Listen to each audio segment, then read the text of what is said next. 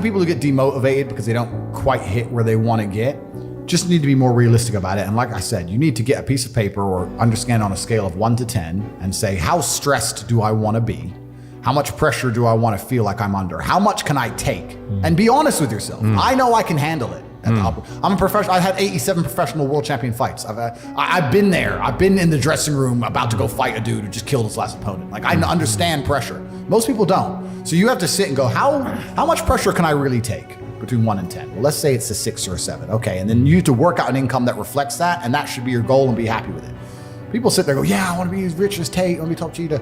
Most of you, the reason you're not here is because you couldn't do it. There's equal and opposite forces in the world. Everybody wants to glitz and glamour. Nobody wants equal and opposite force. Like, there's no such thing as, yeah, okay, there's a whole bunch of good with the fame, there's a whole bunch of bad with the fame, there's a whole bunch of good with the money, there's a whole bunch of bad with the money. So that's how it goes. I wanted this life. This is exactly what I want. It makes me happy, but there's a whole bunch of people who would not be happy in my position just because of the amount of pressure they're under.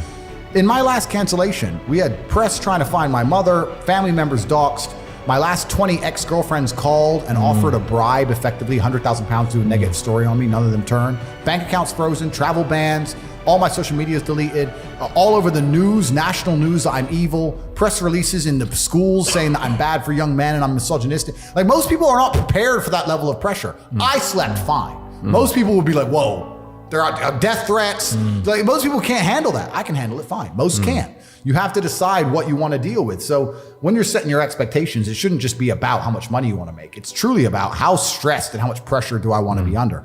I actually enjoy it.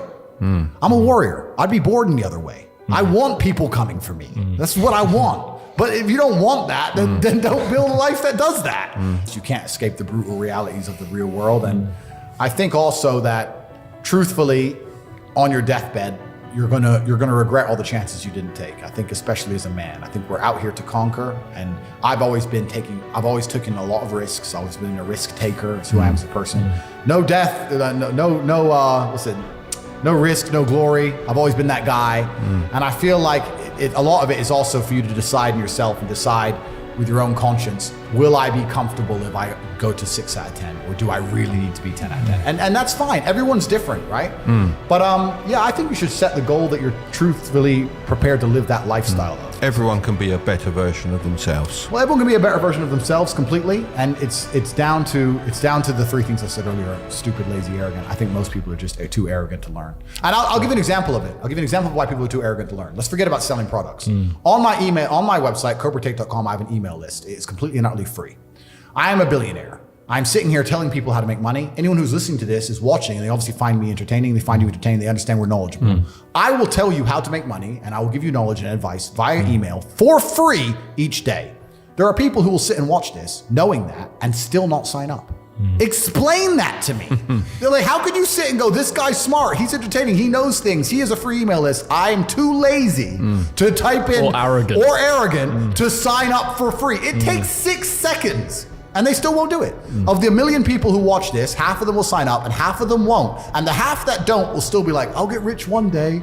No, you fucking won't. You're a dumbass. So if a man isn't rich, can they be deemed as successful? Completely. You have to decide. Yeah, it depends. There are people who are dedicated to surfing, and they live in a tent in Bali, and they surf every day. And love every minute of it. And they smile.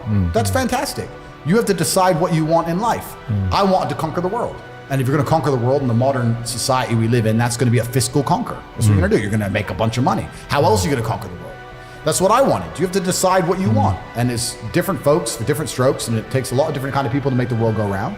But if you truly want to conquer the world, you're going to end up wanting a bunch of money because that's the way to do it. That's the way to do it. So you have to decide the life you want to live.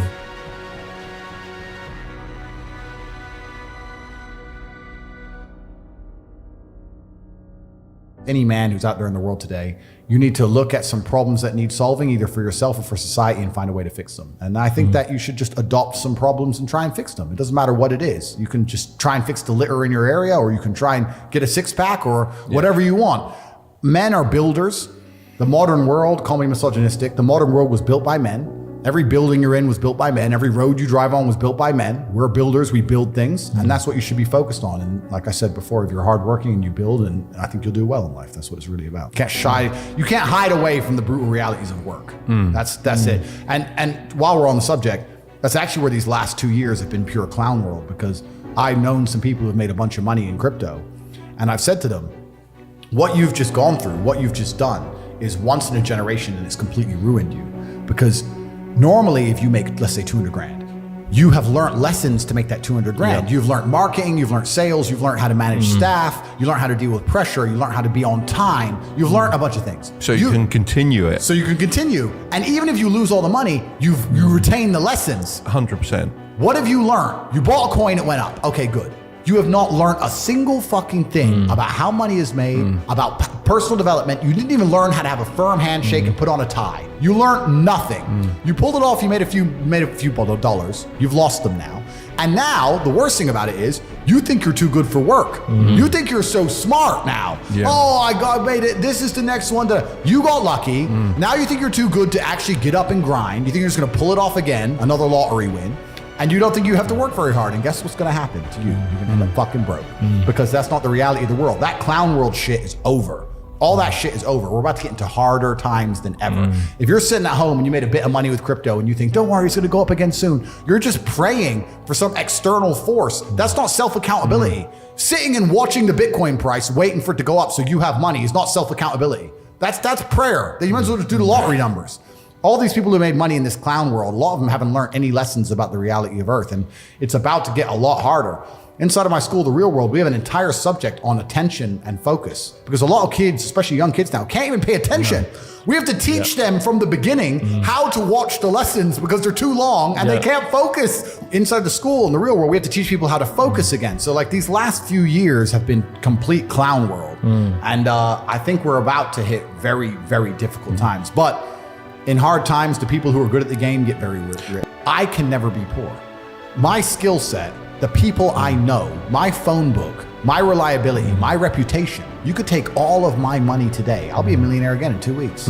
I can call people and say, lend me 10 mil. Oh, that's Tate. I can call people. I know people. I have a place I can go. I'm good at speaking. Like once you have those lessons and once you have that network and once you have those things built, you can't go broke. You really can't. You get to a point of life where the only way you could go broke is if you become a drug addict or something ridiculous.